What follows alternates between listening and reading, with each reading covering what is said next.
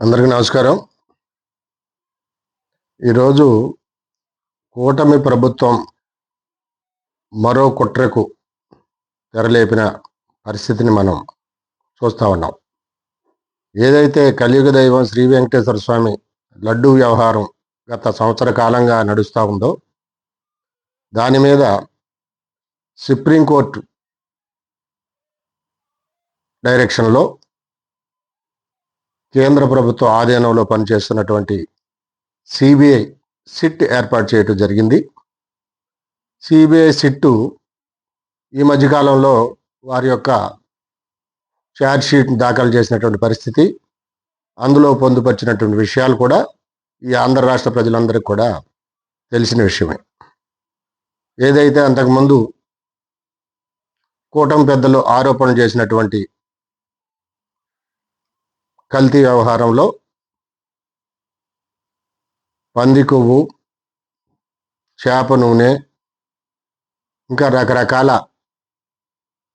కల్తీ జరిగిందని చెప్పినటువంటి మాటల్లో వాస్తవం లేదు, అలాంటి కొవ్వులేవి కలవలేదనేటటువంటిది ఛార్జ్షీట్లో స్పష్టంగా ఉంది. అయితే ఈ మధ్య మనం ముఖ్యమంత్రి గారు మాట్లాడుతూ ఆ కొవ్వులు సరిపోదన్నట్లుగా బాత్రూంలో వాడేటటువంటి కెమికల్స్ని కూడా లడ్డూలో కలిపారు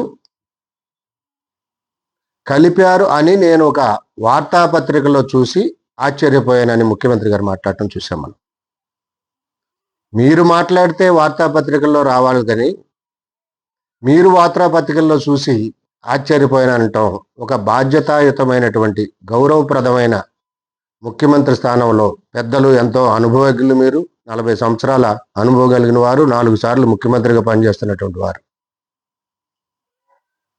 తర్వాత ఏదైతే సిట్లో వారు చేసినటువంటి దారుణమైన ఘోరమైన ఆరోపణలు అనుకూలంగా సిట్ నివేదికలో రాకపోవటం వలన ఇప్పుడు రాష్ట్ర ప్రభుత్వం ఆధీనంలో పనిచేసేటటువంటి వన్ మ్యాన్ కమిటీ, అది వన్ మ్యాన్ అనాలో ఓన్ మ్యాన్ అనాలో ఈ రాష్ట్ర ప్రజలే నిర్ణయిస్తారు. ఒక సిబిఐ సిట్ రిపోర్ట్ ఇచ్చిన తర్వాత కేంద్ర ప్రభుత్వ ఆధీనంలో ఉన్నటువంటి ఏర్పాటు చేసినటువంటి నివేదిక సుప్రీంకోర్టు డైరెక్షన్లో పనిచేస్తుంది. అంటే ఆ నివేదికను పక్కన పెట్టి మీరు మళ్ళీ వన్ మ్యాన్ కమిటీ వేస్తున్నారు అని అంటే సుప్రీంకోర్టును గౌరవిస్తున్నట్ట, సిబిఐని గౌరవిస్తున్నట్ట, కేంద్ర ప్రభుత్వాన్ని గౌరవిస్తున్నట్ట ఒక్కసారి ఆలోచన చేయాల్సిన అవసరం ఉందని సందర్భంగా తెలియజేస్తా ఉన్నా. మీరు భాగస్వామ్యంగా ఉన్న కేంద్ర ప్రభుత్వం, ఒక ఈ దేశానికే సుప్రీమైనటువంటి మరి ప్రధాన న్యాయస్థానం సుప్రీంకోర్టు, వీళ్ళ ఆధీనంలో పనిచేసినటువంటి సిబిఐ, అంటే మీరు భాగస్వామ్యంగా నడుపుతున్నటువంటి కేంద్ర ప్రభుత్వం మీద కూడా మీకు విశ్వాసం లేదని చెప్పదలుచుకున్నారా? సుప్రీంకోర్టు ఆదేశాలను ధిక్కరిస్తున్నట్టు అనుకోవాలా?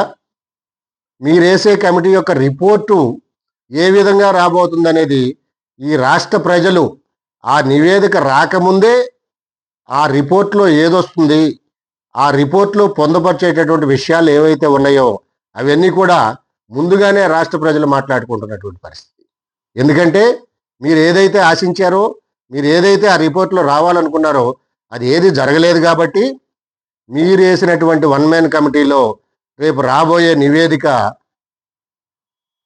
జగన్మోహన్ రెడ్డి గారిని కుట్రదారులుగా, సుబ్బారెడ్డి గారిని పాత్రదారులుగా, మరి కరుణాకర్ రెడ్డి గారిని సూత్రధారులుగా, ఇంకా కొంతమంది వైసీపీ పార్టీకి సంబంధించినటువంటి నాయకుల్ని అందులో ఇన్వాల్వ్ చేసి మీరు ఊహించిన విధంగా, మీరు చేసిన ఆరోపణలకు బలం చేకూరే విధంగా మీరు వేసినటువంటి ఓన్ మ్యాన్ కమిటీలో నివేదిక రాబోతా ఉంది అని ముందుగానే ప్రజలు దాని మీద చర్చించుకున్నటువంటి విషయం.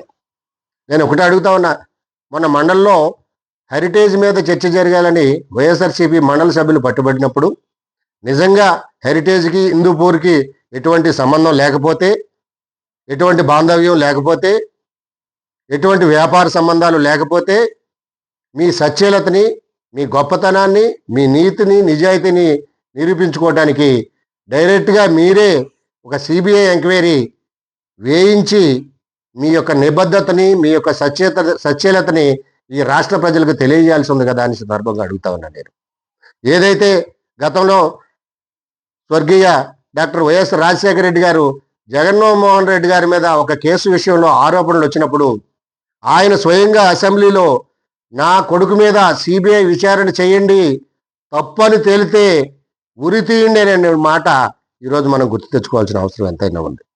ఏదైతే మీరేమో అసెంబ్లీ సాక్షిగా ఇది చాలా సున్నితమైన విషయం, ఈ విషయం ఇంతటితో వదిలేద్దామని మీరు మాట్లాడుతూ ఉంటారు. మీ మంత్రులేమో శ్రీశైలంలో కలిసింది, అన్నవరంలో కలిసింది, ఈ రాష్ట్రంలో ఉన్న దేవాలయాలన్నింటిలో కూడా కల్తీ కలిసిందని మాట్లాడుతూ ఉంటారు. ప్రజలందరూ కూడా క్లియర్గా ఆ విషయాలు అర్థమవుతా ఉన్నాయి. ఎవరు ప్రభుత్వం ఏర్పడిన తర్వాత ఈ కల్తీ జరిగింది, ఎవరు ప్రభుత్వం వచ్చిన తర్వాత ఈ ట్యాంకర్లు రిజెక్ట్ చేశారు, ఎవరు ప్రభుత్వం హయాంలో రిజెక్ట్ చేసిన ట్యాంకర్లు మళ్ళీ తిరిగి టీటీడీకి వచ్చాయి, దాన్ని లడ్డూ తయారీలో ఉపయోగించారు. మీరు ఆరోపణలు చేస్తూ ఉన్నారు. ఎప్పుడైతే అయోధ్య కూడా 1,00,000 లడ్డూలు పంపించారని చెప్తా ఉన్నారు. అయోధ్యకు పంపించిన లడ్డూలు తాలూకా నమూనా కానీ లడ్డూ కానీ ఇప్పుడు ఏదైనా మీ దగ్గర ఉందా? అది శాంపుల్ పంపించి టెస్ట్ చేయించారా అనేది కూడా ప్రజలకి మీరు తెలియజేయాల్సిన అవసరం ఉంది. అలాగే జగన్మోహన్ రెడ్డి గారి హయాంలో కల్తీ కలిసిందని చెప్తున్నారు. జగన్మోహన్ రెడ్డి గారి హయాంలో కల్తీ కలిసినట్టుగా కొన్ని లడ్డూలు ఏమన్నా దాచి ఉంచారా? ఆ లడ్డూని మీరు శాంపిల్గా పంపించారా? లేదే. అదేవిధంగా బాత్రూమ్ కెమికల్స్ అంటున్నారు. ఆ సిబిఐ సిట్ రిపోర్ట్లో వాళ్ళు ఏదైతే పర్చేజ్ చేశారో ఆ పదార్థాలన్నింటినీ కూడా ఇవి ఫలానా పదార్థాలు వీళ్ళు కొనుగోలు చేశారని చెప్పారు తప్ప బాత్రూమ్ కెమికల్స్ లడ్డూ తయారీలో కలిసిందనేటటువంటి విషయాన్ని సిబిఐ సిట్ రిపోర్ట్లో లేదనే విషయాన్ని మీకు కూడా తెలుసు కదా అని సందర్భంగా మాట్లాడుతూ ఉన్నా. ఏదైతే మీరు చెప్తా ఉంటారో కలియుగ దైవం శ్రీ వెంకటేశ్వర స్వామి చాలా పవర్ఫుల్, ఆయన ఎవరిని వదిలిపెట్టరు అని చెప్తా ఉన్నారు. ఈరోజు నేను నిజంగా అడుగుతా ఉన్నా, ఏదైతే ప్రపంచ ప్రసిద్ధిగాంచిన శ్రీ వెంకటేశ్వర స్వామి మీరు చెప్పినట్టుగా ఎవరిని కూడా వదిలిపెట్టే ప్రసక్తి ఉండదు.